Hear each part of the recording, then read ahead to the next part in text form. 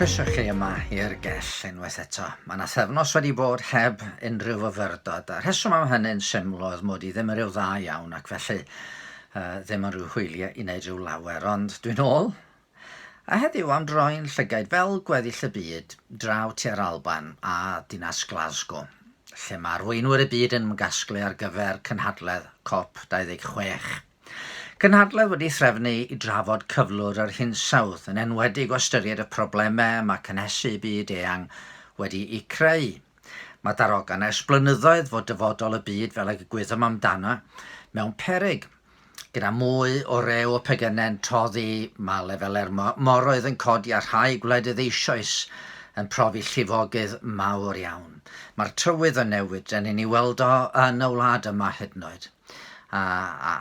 Tannau mawrion mewn rhai rhannau o'r byd, glawogydd a stormydd yn byd yn fwy cyffredin hyd yn oed yn ein gwlad ni. A Greta Thunberg wedi dod yn enw mae pawb yn ei adnabod bellach. A'r gri ydy bod y byd bydd yn plant yn byw ynddo yn wynebu problemau enbyd os na nawn ni rhywbeth rwan i atal y broblem.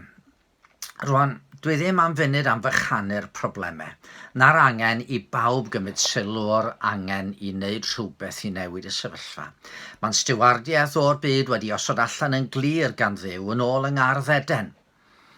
Wrth i Dduw alw'n rhieni cyntaf i lywodraethu ar bysgod y môr, ar adar yr awyr, ar yr anifeiliaid gwyllt, ar yr holl ddeiar ac ar bopeth yn ymlusgo ar y ddeiar.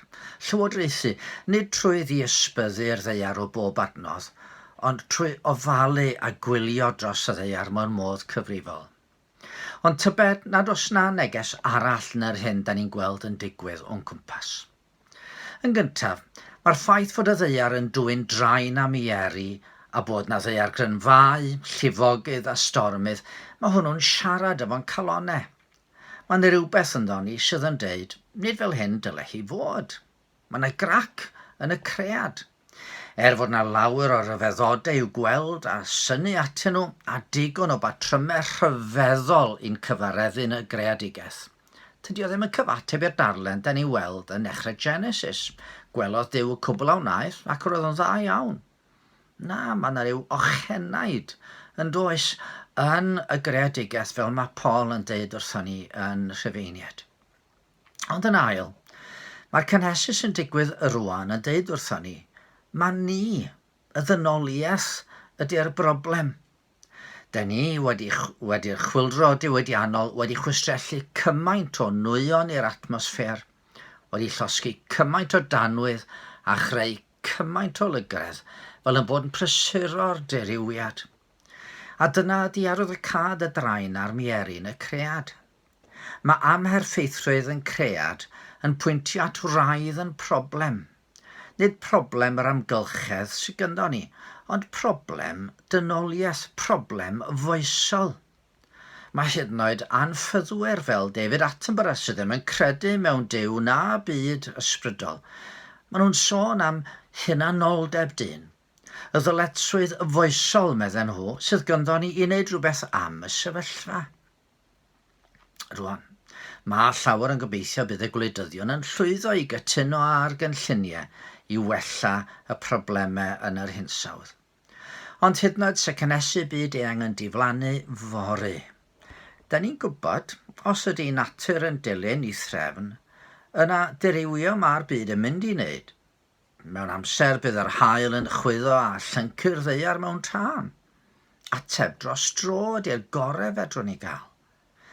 Mae'r ochneidio yn y greadigaeth yn gwneud i ni hiraethu a chwilio am ateb arall. Ateb gwell. Mae Duw wedi gosod tragwyddoldeb yn ein calonnau ni. Ac yn y Beibl, da ni yn cael addewid. Addewid o nef newydd a deiar newydd. Lle na bydd yna ffoi na thristwch, salwch na marwolaeth, a'r wrth fwyaf, fe fyddwn ni wedi cael yn trwsio. Fe fyddwn ni'n foesol byr a'r cyfan trwy ras a gallu Duw ei hun. Ond rhaid i ni ymateb i'r addewid hwn yn does. Os ydy dynoliaeth yn ffôl i beidio gwneud rhywbeth yn broblemau'r byd, mae pob un ohono ni yn fwy ffôl byth i anwybyddu galwad Duw i edifarhau am y gwrthryfel sydd wedi creu'r holl broblemau yma. A chredu efengil sy'n cynnig bywyd a byd fel y gydyle fod i ni, trwy i Iesu, mab Duw ei hun, ddod i'n byd a marw drosto ni ar groes. Mae'n gynno ni gyd yn rhan i'w chwarae i leddfu cynhesu byd eang. Ond mae gynno ni gyd hefyd ar alwad i afel yn yr hyn mae Duw wedi addo. Bywyd newydd trwy edifarhau a chredu yn ei fab, ddoth i dynnu ymaith yn gwaradwydd ac yn ioni'r cam sydd yn calonau ni. Gandwch chi niweddio. O arglwydd yn Duw, pan mae'r byd yn edrych i gyfeiriad Glasgow am ateb i'w phroblemau. Da ni'n gweddio am ddoethineb i arweinwyr y gwledydd ac ostryngeiddrwydd a'r parodrwydd i gydweithio. Ond yn fwy o Dduw'n Tad, da ni'n gofyn ar i'r byd edrych ata ti, ac i'r byd droi mewn gwirionedd, i bobl droi a derbyn gras a maddeuant yng Nghrist. Ac efallai mae dyna'r angen i ni bob un ohono ni edifarhau o'r newydd, a phwyso eto ar dy drigaredd i a gofyn i ti o arglwydd, gofio yn byd, a'n deiar, a'n pobl. Amen. Wel, dyna ni wedi cael ail ddechrau ar ôl ryw gyfnod byr o seibiant. Ewch darfendydd. Diolch am y groesio, diolch am y pris a deles ti, caries ti gwachodd ai li a'n hau, defedd o liw dy ras. Diolch am dy gariad,